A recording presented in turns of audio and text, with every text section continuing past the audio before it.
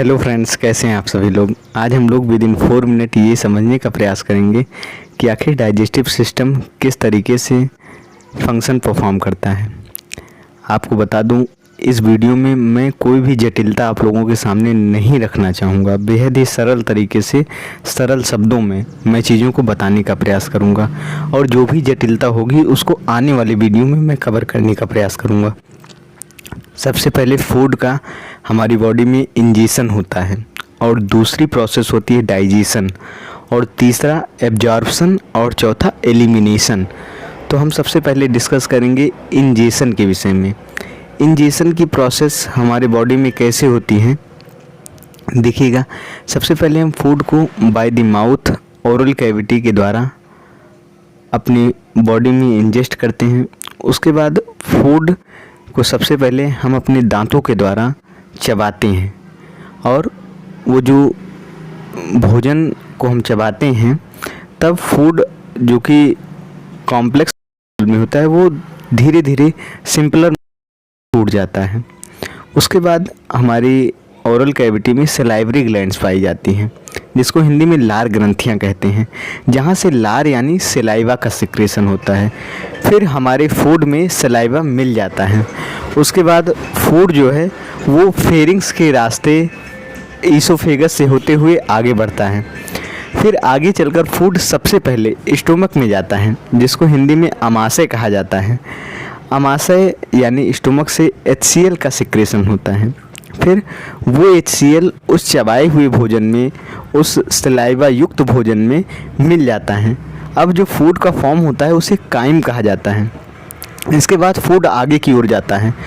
तो फूड जो है वो सबसे पहले स्मॉल इंटेस्टाइन में जाता है। वैसे स्मॉल इंटेस्टाइन आपको बता दूं, ये साइज में लार्ज इंटेस्टाइन से बड़ी होती है, लेकिन डायामीटर इसका कम होता है, इसलिए इसको स्मॉल इंटेस्टाइन कहा गया है। और डायामीटर यानी मोटाई जो है वो लार्ज इंटेस्टाइन की अधिक होने के कारण उसे लार्ज कहा जाता है और इसकी डायामीटर कम होने के कारण इसे स्मॉल कहा जाता है। फिर स्मॉल इंटेस्टाइन में भोजन जब आ जाता है तब यहाँ पर भोजन का डाइजेशन भी होता है और एब्जॉर्प्शन भी शुरू हो जाता है। फिर एब्जॉर्प्शन की प्रक्रिया और आगे जाती है। उससे पहले हम लोग समझ लें कि बगल में जो स्टोमक के लीवर दिखाई दे रहा है, यहाँ से बाइल का सिक्रेशन होता है और ये बाइल आगे चलकर कहाँ दिखे, बगल में आपको दिखाई देता होगा गाल ब्लेडर, जिसको हिंदी में पित्ताशय कहते हैं और बाइल को पित्त कहते हैं।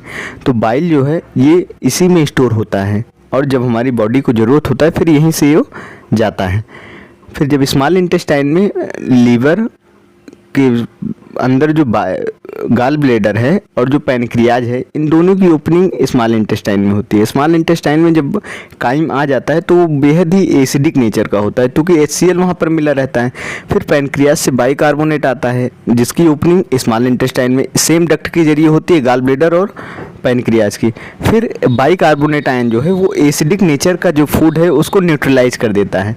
फिर उसके बाद फूड जो है स्मॉल इंटेस्टाइन में न्यूट्रलाइज होने के बाद जो फूड डाइजेस्ट हो जाता है पूरा, और जो चीज़ें अभी तक एब्जॉर्ब ना की गई हों वो आगे चलकर लार्ज इंटेस्टाइन में एब्जॉर्ब कर ली जाती हैं।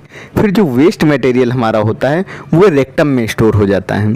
उसके बाद हम लोग बाय द एनस उस वेस्ट मटेरियल को अपनी बॉडी से डिफिकेट कर देते हैं और डिफिकेशन का ये प्रोसेस एलिमिनेशन कहा जाता है। तो दोस्तों, ये रहा डाइजेस्टिव सिस्टम। मैं नहीं कहूँगा इसमें कोई जटिलता आपके सामने नहीं आई होगी, लेकिन आने वाले वीडियो में मैं उन सभी जटिलताओं को दूर करने का प्रयास करूँगा। Thank you so much.